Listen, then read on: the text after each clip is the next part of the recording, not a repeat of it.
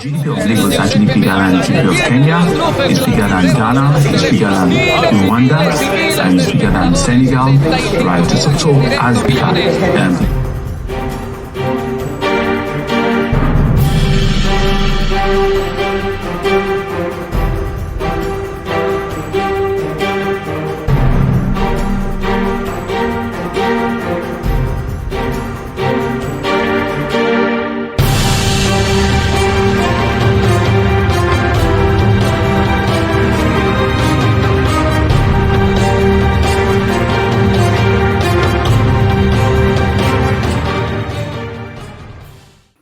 in a little over 16 months from now, INEC will blow the political whistle as the race for 2027 hots up. The incumbent president, Bola Ahmed Tinubu, is expected to run in 2027. It is against this backdrop that the former commissioner in the state, Kayode Titoju, says that a strong coalition is what is needed to defeat Bola Ahmed Tinubu, whose first term has been roundly condemned by all and sundry. President Bola Tinubu has been described as a failure and needs to be booted out of office. It is on this backdrop that I welcome you to News File on AV1 TV. My name is Alex, and we have a seasoned broadcaster, journalist, and current affairs analyst as our guests on this program. He's joining us all the way from Owerri, the Imo State capital. Uri Martins. Nigerians will be going to the polls for general elections in 2027, where President Bola Tinubu is expected to run or seek for a second term. He hasn't officially come out to say he will run for a second term, but his body language and everything shows that President Bola Tinubu will run for 2027 as president of Nigeria.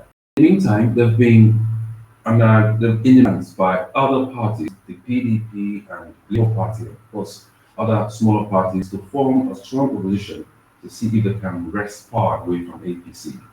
And this is why the former commissioner in the state, Kayode Titoju, says that unless politicians sheet aside their grievances and bury their pride, present one formidable opposition or candidate and back that candidate, Bola Tinubu will remain as president of Nigeria for another 4 years. Uri Martins is hanging on to talk to us about this. I don't know if he can hear me. Good afternoon, Mr. Uri Martins. Yeah, good afternoon. We're going to go Alex, how are you? Very well, I'm fine. Thank you. Okay. Okay, yes, you heard my intro. Yes. Why do we need a strong opposition to remove the party from power? Well, Alex, Nigeria, like all other countries across the globe, has a political tradition, a political trajectory. Right from the First Republic, no singular party has been able to do it alone. In the First Republic, there was no clear-cut winner among MPC, NCNC, and Action Group, the three leading major parties of that era.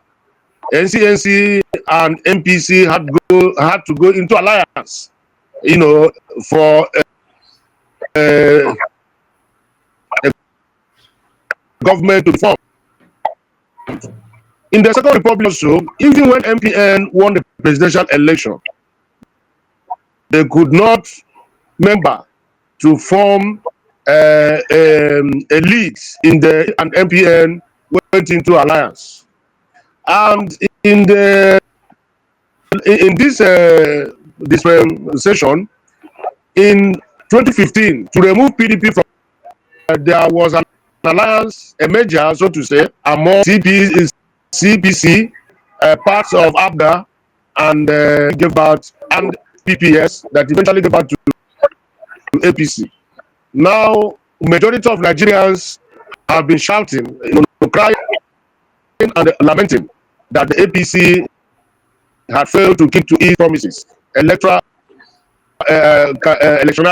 promises, and in order to remove it in 2027, a merger or an alliance is also needed to force APC out of the government. What Kayode said is practically true, that for that to happen, the opposition elements must shift their grievances, come together, agree on a single platform to be used. AV1 Television, telling African stories, one voice at a time. Let me come in at this point. They came through I asked that question because isn't it glaring that this administration has failed? In Igbo land, where I come from, there's this proverb that says, you don't need a mirror to look at what you have in your hands. Isn't this so glaring that Bola Tinubu's administration has failed and that you should be kicked out of office, whether there is an opposition or whether there is a coalition or not? As we talk today, some people, big politicians, are still defecting to APC. You saw, or you read, or you heard what happened in Delta. You saw, or you read, or how what happened where the governor said he's a sitting PDP governor, but he said the state would support APC and Tinubu to win the election. All across the country, there have been defections here and there. So, but we are saying that we know that APC has failed. It's not just Nigeria was bad when they came, when the APC people came. Nigeria, from not to worse, but to worst in a situation.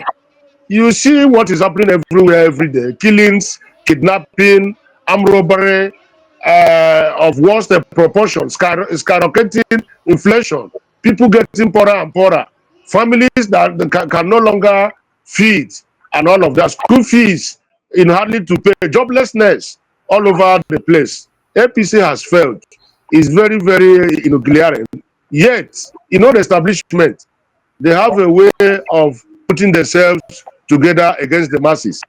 And you understand what I mean? The institutions that organize elections in Nigeria, you need a workable coalition to put it off, not just the masses. The masses' powers are limited. But by the time you get the elite class, the middle class, and the grassroots to do the job, it will produce a result. Yeah, I was going to come to that because there's this popular saying, he who preaches the piper dictates the tune. Someone did say something that INEC is the biggest problem we have in this country. The president appoints INEC chairman. The judiciary too is nothing to write home about. So with all of these institutions at the hands of the government in power, do you think that any coalition can push Tinubu out of office? Yeah, you can rig election when the masses and the leaders of a particular place do not go against you. The result that is going to be announced at the INEC Coalition Center in Abuja must have been collated from the wards to the UGAs to the state level before it comes to Abuja. There are people who are in charge of the wards, there are particular leaders who are in charge of the UGAs, and there are state leaders. By the time they refuse that the election will be rigged, it will not be rigged. But by the time here in Imo State, the governor is APC, and every person that tends to be APC, they can rig the election. But whereby the governor is APC, and there are also strong leaders who agree, the governor cannot kill everybody. There will be shootings, and it will be declaring that things across all the 36 states of the federation, people resist it and say no. I'm afraid, Mr. Ori Martins, we're struggling with your audio. I was going to ask you one last question, but it does seem like we will let it be. We seem to be struggling seriously with your audio. Thank you so much, Mr. Ori Martins, for your contributions thus far. We'll be speaking with Ori Martins, a journalist and a current affairs analyst who joined us on the program from Owerri, the Imo State capital. You heard his thoughts there on the issue. If a strong opposition is needed to remove President Bola Ahmed Tinubu, that statement is actually credited to former commissioner from Ekiti State, Kayode Otipoju, who said this a couple of days ago, that is only a strong and virile opposition. All politicians must bury their pride, the opposition must bury their pride and present one candidate and back that candidate. It is only that can it is only when they do that that President Bola Tinubu will be defeated. Other than that, he will just ride his way to victory come 2027. I want to thank you so much for being part of the program. See you next time. I am Alex Bunaya. Bye for now.